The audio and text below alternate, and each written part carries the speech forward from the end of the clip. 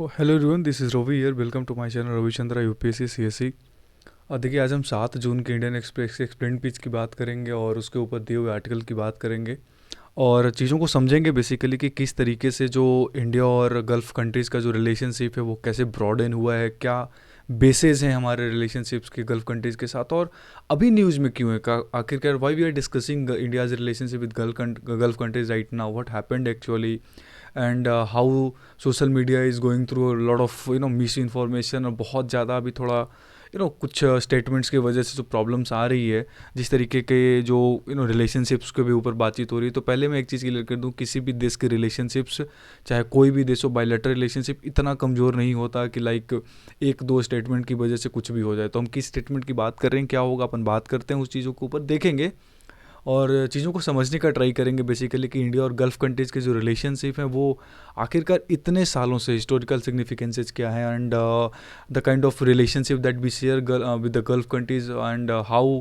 It's very very tremendous, and actually the kind of impression the Gulf countries had and have basically, I would say, in the mind of the people, in the heart of the people of India actually. Okay, so start करेंगे video को, समझेंगे चीज़ों को थोड़ा detail में भी समझेंगे, थोड़ा इकोनॉमी पर्सपेक्टिव से भी समझेंगे, डिफेंस पर्सपेक्टिव से भी समझेंगे और स्ट्रेटजिक लोकेशंस को भी ध्यान में रखकर चीज़ों को समझेंगे। So basically India's cooperation with Gulf countries is what are today's topic of Indian Express explain page of 7th June 2020 too. So this is me Ravichandra UPSC CSC, जहाँ पे आपको डेली एक्सप्लेन पेज के करंट अफेयर्स मिल जाएंगे easily. And if you love the series, please subscribe the channel, press the bell icon, and if you love the content, please like the channel as videos as well, and share the channel with your friends because it's around 460 subscribers right now. And if you support, and I would feel that if you support at least a subscriber and two or more subscriber in your friends group, then I would say it would be very very helpful for me. So please share the channel and subscribe the video channel as well. So देखिए, start करते हैं, चीज़ों को समझते हैं कि why the gulf matters for India. आखिरकार gulf countries कहते हैं किसको। देखो, अगर आप मैप लगाना भूल गया, मैं आपको थोड़ा जियोग्राफिकली आपको माइंड में वो चीज़ डाल देता हूँ कि गल्फ कंट्रीज किसको कहते हैं फॉर द न्यू बिगिनर्स। एक इंडिया मेरे दिमाग में नहीं आया कि मैं वो मैप से आपको भूल गया मैं एक्चुअली।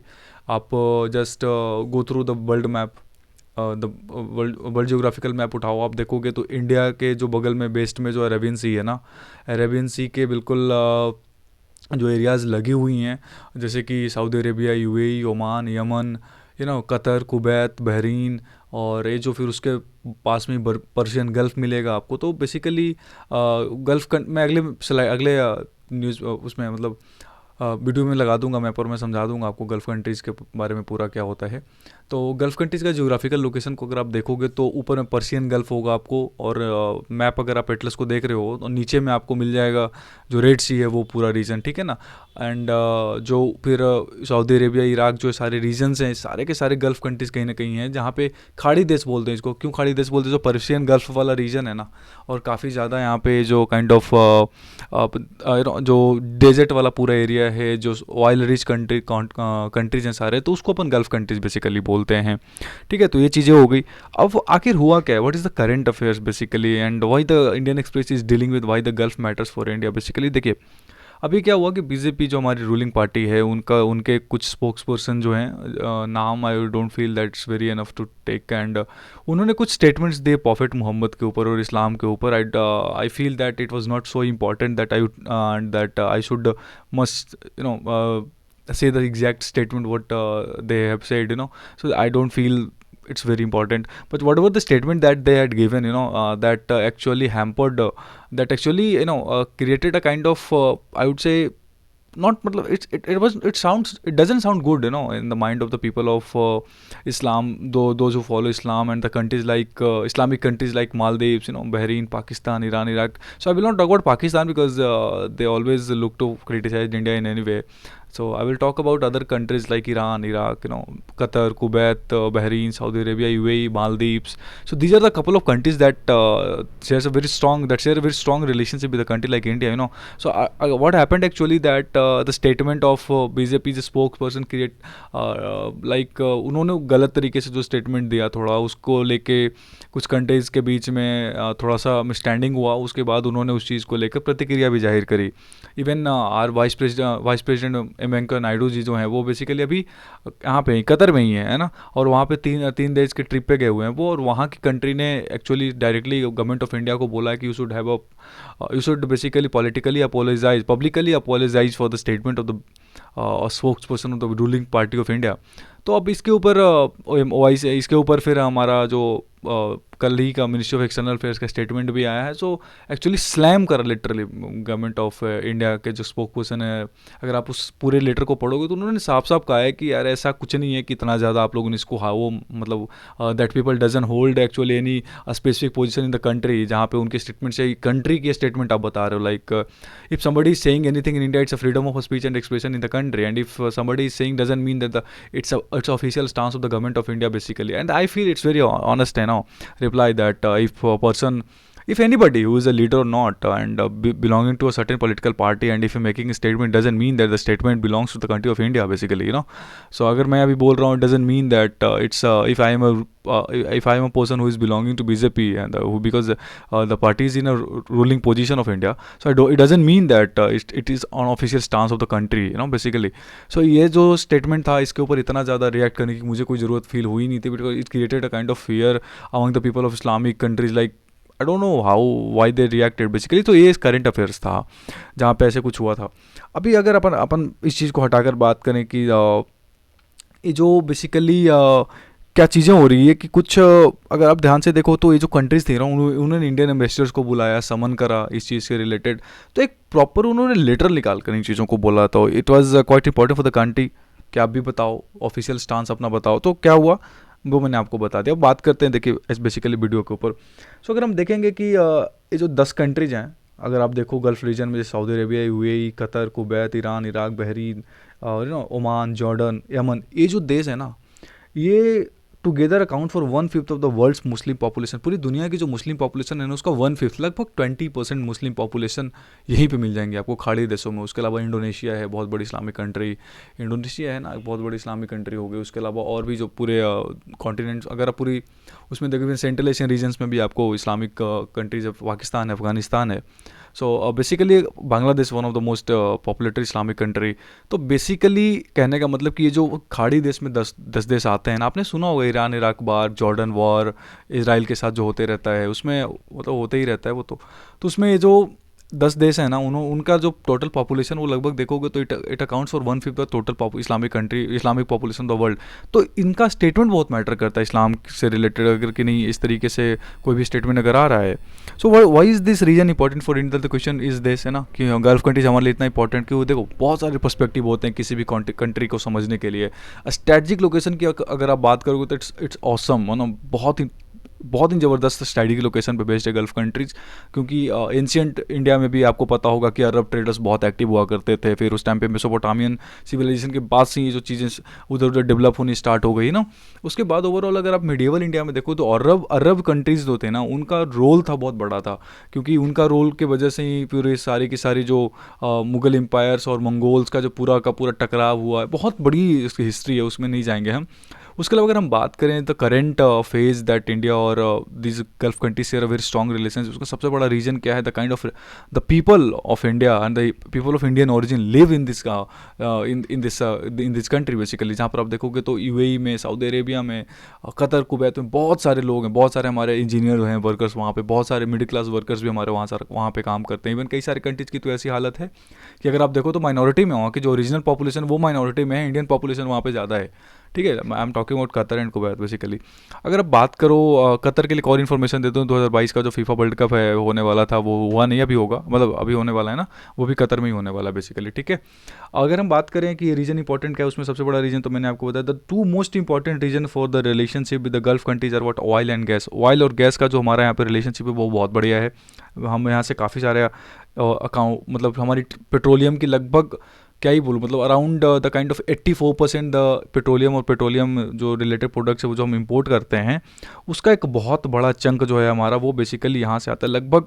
लगभग हमारा जो शेयर है इनका 60% हमारी जो टोटल इसमें पेट्रोलियम प्रोडक्ट से रिलेटेड इन्फॉर्मेशन है, मतलब जो इंपोर्ट्स है वो हम कहाँ से करते हैं? पर्शियन गल्फ कंट्री से, specially UAE, UAE, Iran, Iraq. Iran तो अब बहुत हद तक हम नहीं कर पाते बिकॉज ऑफ यूएसए सैंक्शंस। आपको पता है यूएसए का सैंक्शन लगा हुआ है तो उसकी वजह से हम इंपोर्ट नहीं कर पाते।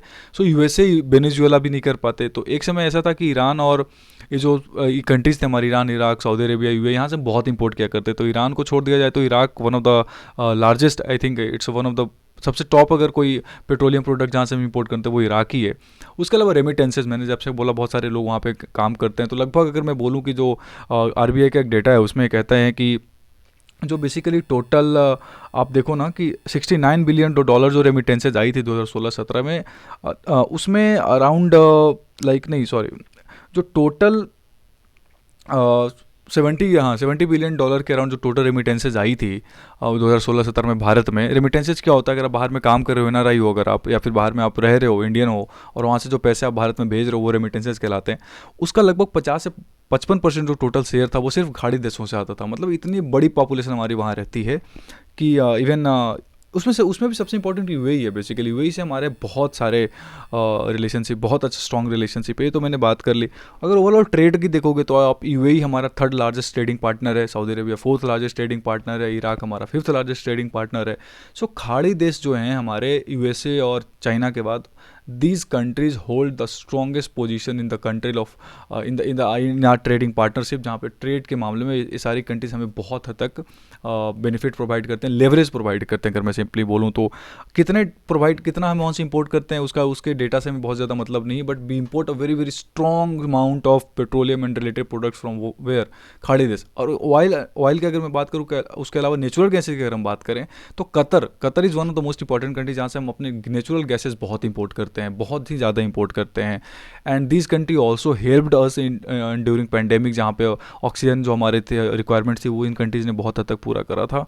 उसके अलावा अगर आप देखोगे तो भारत के प्रधानमंत्री जब से नरेंद्र मोदी जी बने 2014 के बाद से कंटिन्यू इनका जो जो इनका जो सपोर्ट रहा है खाड़ी देशों के साथ, और खाड़ी देशों का जो स्टेटमेंट रहा है भारत के प्रति, वो भी बहुत ही हद तक सपोर्टिव रहा। इवन कश्मीर के मुद्दे पे भी जब पाकिस्तान ने बहुत ज़्यादा लॉबी करा था ओआईसी में, ऑल जीसीसी जो गल्फ कोऑपरेशन कंट्रीज़ के जो सारे देश हैं उनको बोला था, उसके बावजूद बहुत स्ट्रॉन्ग क्रिटिसिज्म हमें नहीं मिला था, जो कि वैसे भी मिलना ही भी नहीं चाहिए, because it's our internal matter, it's our own territory जहाँ पे हम कोई चीज़ कर रहे हैं।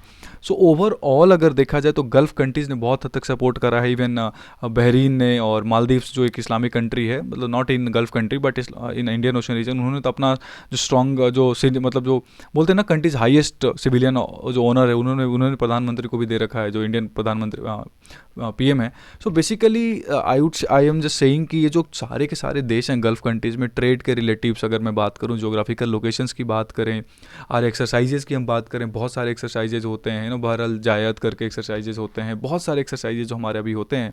And the kind of Saudi Arabia strategic position, और apart from that the religious stronghold Saudi Arabia had in the Islamic country, जहाँ पे आपको पता है मक्का मदीना के लिए कितनी बड़ी पॉपुलेशन, उन्होंने इवन हज का जो नंबर है वो भी काफ़ी हद तक इंक्रीज कर दिया for Indians. So overall this countries are very very supportive for the people of India, for the country of India, because उनको भी पता है कि जो डाइवर्सिफिकेशन वो करने वाले हैं इकॉनमी से रिलेटेड आने वाले समय, because this countries can not rely on petroleum and oil natural gases for very very long time. तो उसके बाद उनको अपने आप को डाइवर्सिफाई करना पड़ेगा। तो डाइवर्सिफिकेशन के लिए इंडिया और चाइना के अलावा कोई बहुत बड़ी कंट्री उनको दिखती नहीं है जहाँ पे वो अपने सारे प्रोडक्ट्स को बेच पाएंगे। इवन सऊदी अरामको डील आपको पता है अभी उन्होंने करा था, I don't know whether the bill is going to complete or not, but overall the kind of investment that we are getting from Saudi Arabia, UAE is going to invest in Kashmir as well. So the support is tremendous, the relationship is tremendous. These somehow couple of words from any I would say any person that is not in that position, that can reflect the official stance of the country of India, basically can create any kind of ripples in our relationship with the countries of in Gulf countries basically. So overall relationship is going good, there is nothing to worry. So the all about this current affairs. And apart from that, video छोड़ने से पहले एक चीज़ बता देता हूँ, India ने एक अग्नि 4 का जो एक न्यूक्लियर टेस्ट है वो भी करा है, टेस्टिंग करा है बेसिकली, ठीक है। एक अग्नि और पृथ्वी आपको पता है इंडिया का सबसे स्ट्रॉन्ग मिसाइल है, जहाँ पे आपको पता है अग्नि 4 का कितना है, 4000 किलोमीटर के आपको याद रखना है, 1000 kg का पेलोड और 900 किलोमीटर तक ये जा सकता है, ठीक है। तो ये आपको पता होना चाहिए कि कैसे सारे के सारे जो चीज़ें हैं वो एक्टिव हैं, ठीक है। ये कुछ एक एक्स्ट्रा करंट अफेयर्स वो ऐड करते हैं। So please like this channel, like the video, subscribe the channel as well, and share with your friends, and join my Telegram channel BPSC Farewell, where you will get daily updates, current affairs updates on a regular basis. And also I have done more than thousands of questions of MCQs there as well for the BPSC especially. So join the channel, and thanks a lot.